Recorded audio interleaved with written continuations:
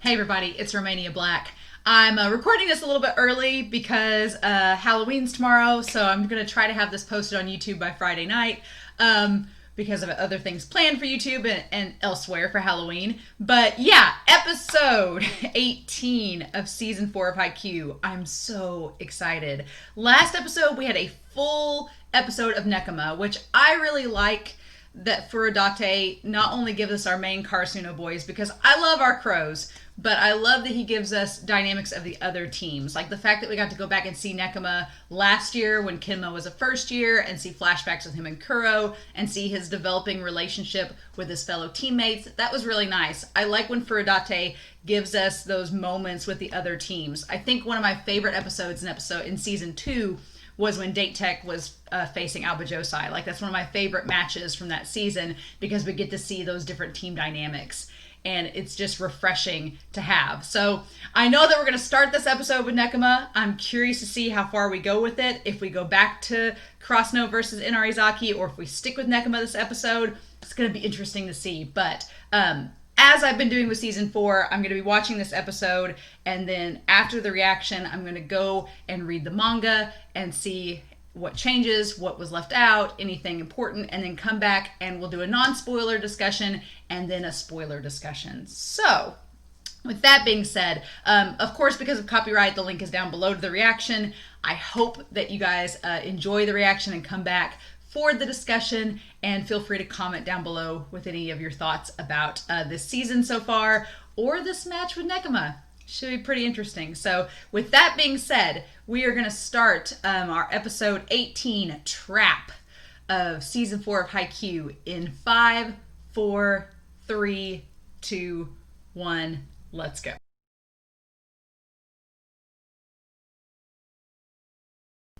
Whew. Okay. Ooh, okay, so we're back. Going back and reading the manga, just like, this isn't really a spoiler at all, but just like the last episode, it's pretty much beat for beat. I mean, I'm really, really glad that we got so much focus on Nekoma these last 2 episodes, because, I mean, Nekoma is one of those teams that they're just good. They're kind of like Alba Josai. They have their own niche. Like Date Tech has the wall. Alba Josai has their setter Oikawa kind of leading them. But with Nekoma, it's something a little bit different. Nekoma is the fact that they're a team. And the fact that there isn't an Oikawa, there's not an Aoni, there's not a Ushijima, there's not that standout player, but that they're all together working as a set. And I love the fact that they call out attention to the fact that the entire team knows that Kinma was getting exhausted. And Kinma is like, no, let's just use it. Let's make them think that I'm exhausted. Let's use it. You guys just make your receives seem sloppy. And that's going to throw them off, and then I can do more with it. The idea of making your receives sloppy on purpose shows you just how good Nekoma is at receiving. And it's hilarious because they're such polar opposites of Karasuno. Karasuno's like, we're not great with receiving, but spiking and, getting those points in, we can do that. And Nekoma's the polar opposite. They're like, we can receive and then put the ball up, and then hopefully it's spiked and does well. And of course, their captain's a middle blocker who's really good at what he does. And so it's like, Nekoma's just a solid defense and Karasuno's solid offense. So it's like, it's just so cool to see like a totally different dynamic on the court, playing this other team. And I thought it was really cool at the end of the episode where the coach of the one team finally got to go up to Coach Nekoma and be like, next year will be better. You've just got a really good team this year. And the coach is like, well, you guys did really well. And, to have your former coach like tell you, like praise you and your team, that guy was just like, oh my gosh. I'm glad we got to see Lev in this episode. Lev is ridiculous, and him stealing the bananas away at the end, yeah, just I love Daisho's comment, are they just sadists? Like, just intentionally making themselves exhausted for the sake of not having to go into a third set. Because, yeah, if they'd had to have gone into a third set, I don't think Nekoma could have won if they had gone to set 3. Because the other setter on Nekoma's team, that's the thing. The other setter is not that good. And so I think if they had to swap Kinma out, it would have been a problem. So, that was just a really good episode of actual volleyball. There was just back and forth plays. solid tactician strategy, showcasing just how dangerous Nekoma can be and why they're as good as they are. Because Kimba's the brain. And I got so frustrated last episode because the other team was like, oh, he's just a baby. And even Yaku's like, oh, our little precious prince. Like, they don't make him do a lot of work. But Kinma is not weak. Kinma may get away with not having to exert himself as much on the court, but he's not weak. Like, he's very much the brain of this operation and keeping it functioning. So, and I like that Yaku can get away with teasing him, and Kim is just like, whatever. And Fukunaga, precious angel baby Fukunaga, I love him. Like, I'm glad we got so much backstory with him and Yamamoto and Kinma's time as first years, and seeing them now, it's like, it's just so sweet seeing these guys kind of like just evolve over the course of the year, even though we didn't get to see it, like seeing where they started from and seeing how they are now. Like, that's so sweet. And someone on Tumblr pointed out in the last episode when Kimma was like, do I have to call you Tora? And then they cut back to this game and he calls him Tora. And it's like, oh, it's like time has done wonders. So it was a good episode. I'm glad that we're going back to Inarizaki and Karasuno. I felt like we got a nice break. We got that ending with Tanaka. We got a nice 2-episode break of like, whew, all right. And now we get to go back and see Inarizaki and Karasuno face up for set 2 and see where that match goes to. So I'm pretty excited to be back with them. I know most of you probably are, especially if you've not read the manga. You're like, all right, let's get back to our crows and our foxes now. So I think that it's going to be a really good time next episode 19 going back and seeing that. But kind of similar to season 2, we just got a little bit of a break in between to kind of see a different match. It is set up a lot like season 2, actually, where we had that break of 1 or 2 episodes where we got to see Abujosai versus Date Tech, and then we went back to Abujosai versus Karasuno. And that's kind of the setup here, only instead of breaking between games, it was breaking between sets. So it's a cool little parallel. But anyway, I've got a couple of spoiler things to talk about in regards to the episode. So if you don't want to be spoiled, don't stick around any longer than this. But if you do want to stay, I'll go over some spoilers here in a little bit. But if you want to peace out now, thank you so much for watching the reaction. I'm really excited to dive back into Inarizaki versus Karasuno in the next episode. The preview didn't give much away, which the previews have been really, really short, but this one was pretty much just like, there's Osamu, and there's Tsukishima going up to the ball, and that's pretty much it. It's like, give us nothing except saying the ultimate challengers, which they're the second seed in the tournament. I would imagine they are the ultimate challengers at this point. So with that being said, unless you're staying for Spoiler Corner, thank you so much for watching. Have a wonderful weekend and week. Happy Halloween, stay safe, and I'll talk to you all next week with episode 19 of Haikyuu.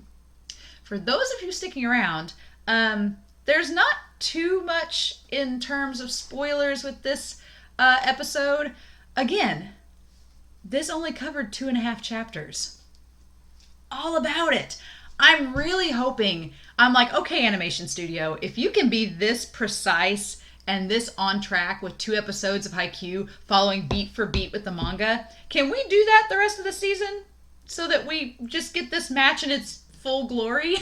I'd really like that because this episode was so good in terms of keeping with the manga. I think the only things left out, which one we'll talk about here in a second, the extras in the manga were just some statistics about the other opposing team and their members, which was fine. But beat for beat, chapters 267 and 268 were just exactly like they are in the manga, like straight up, which was great. I love the idea of Daisho and Mika being there, and Daisho's like having this like hardcore analytical breakdown of the game and being like, okay, because you have to remember Daisho is a captain, so he's viewing this from like a volleyball captain's perspective, and meanwhile Mika's like, oh, that's a deuce. It's like, yes, I love her, and I love them together in this. But that's pretty much it. Now, chapter 269 is where this episode ends off with, and that chapter is called Monsters.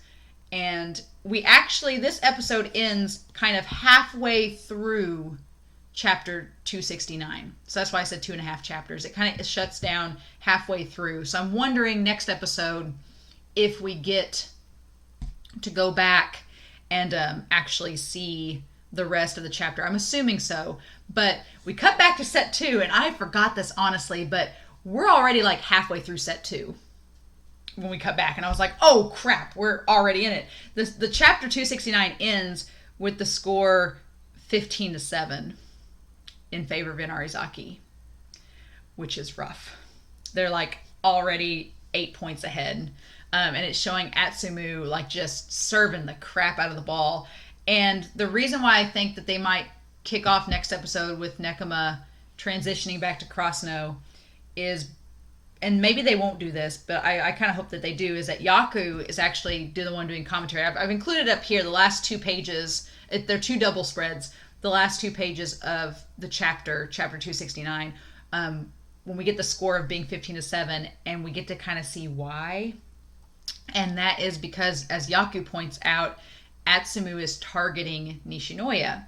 And we've established back in the Shiratorizawa match that Nishinoya is not the best at overhanded receives. He's not the best. And jump floats, you need to do an overhand receive, and he's not the best at it. And so, of course, Atsumu's kind of figured that out. So he's doing these jump floats. Nishinoya is trying to hit the ball, and he fails. And Haikyuu, who is also a libero, is pointing this out to Nekoma. He's like, Atsumu's on to the fact that Nishinoya can't do overhand receives as well. And he's targeting him.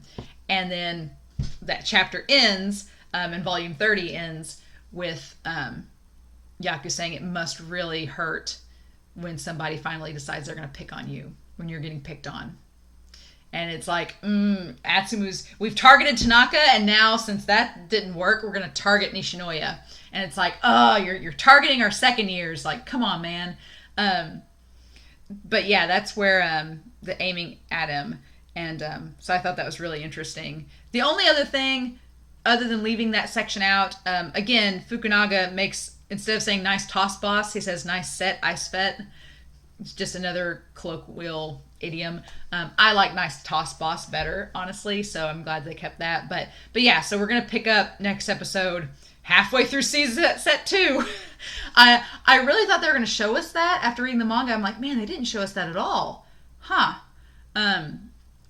Which I'm wondering if the anime only people, when we get back and they're like, oh crap, we're already halfway through the set, it's going to be like, yeah. Because set 2 of Inarizaki, from what I remember, is all about building this idea of despair and that things aren't going to work out, and dragging into set 3 where Karasuno has to kind of pick itself up by its bootstraps and be like, okay guys, we've got to do this. And they've made it official by the end of this episode. They were like, oh, by the way, here's the official roster.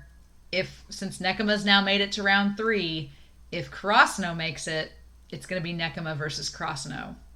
It's going to be the dumpster battle if they win. So I feel like it's very, very intentional putting that there, because now that we've established that, oh, Karasuno's got to win, obviously the audience is going to think, oh, well, Karasuno's got it in the bag. We're going to win this match. But set 2 kind of puts doubt in your mind. Like, yeah, I know we have to win because we need the dumpster battle to happen, but set 2 puts a lot of doubt and a lot of negativity on Karasuno, and being like, can we beat them? And then the last set's all that big question of, can we? And obviously, we all know how it ends, but I remember there being a lot of tension, being like, oh, I know we need to win this, but are we actually going to do this? Or is this going to just end horribly? And that's the idea. So Furudate is really good at setting that up.